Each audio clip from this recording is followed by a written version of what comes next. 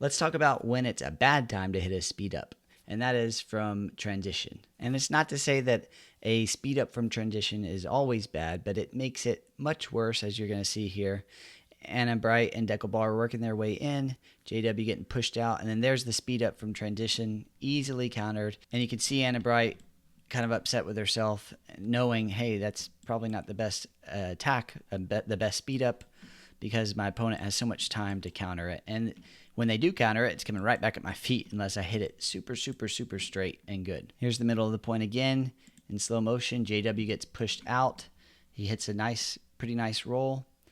I would love to see when he gets this pushed out for Anna Bright to take up more kitchen to make his court small.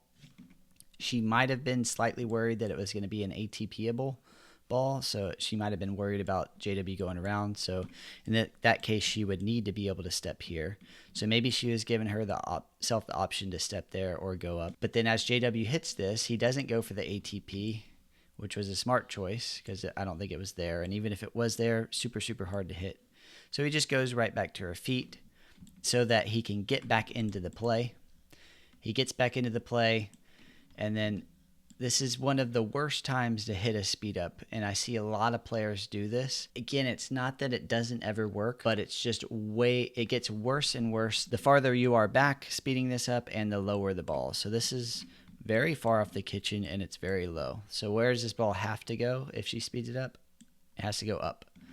And so basically this ball coming up at maybe JW's chest.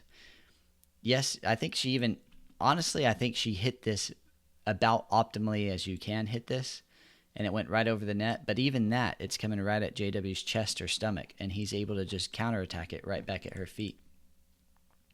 And there's the counter right at her left foot. Very, very hard ball to reset. And she knows it instantly. Why would you speed that up there? I see so many players doing this at rec play. They'll take steps back off in transition. Let's say they get pressured on a dink. So they take a step back, they speed it up, and where does it come back? Right back at their feet or maybe even their hips or waist. Very, very hard to deal with and not a super great ball to speed up. Speed ups work really well when you're close to your opponent and they have less time to react. The farther you are back and the lower that ball is, the more time your opponent has to react, and the more likely that ball is going to come back at your feet, because when you're hitting low to high, that ball is usually coming back high to low at your feet. So this is a great example of that. Now, Anna Bright immediately knew, oh, that's probably not the ball to attack, but maybe she was hoping JW wasn't pulled back into the court yet, but as you saw in the clip, he was very, very well set. And again, this actually probably works against a lot of players at like rec play, players that don't know how to do the counterattack very well. But as you play against better and better players, this counterattack's very, very simple, very easy, and very effective, as you saw JW do right back at the foot. So just be careful. I think it's a bad habit for players to get into when they're attacking these type of balls at a lower level, and then when they play against better players, they wonder why all the balls come back fast at their feet. Well, it's because you've done a lot of bad habits like attack and speed up on the step back. And again, I'm not trying to pick on Anna Bright. Everybody makes mistakes, but this is a very common one I see at like the 3-0, 3-5 level.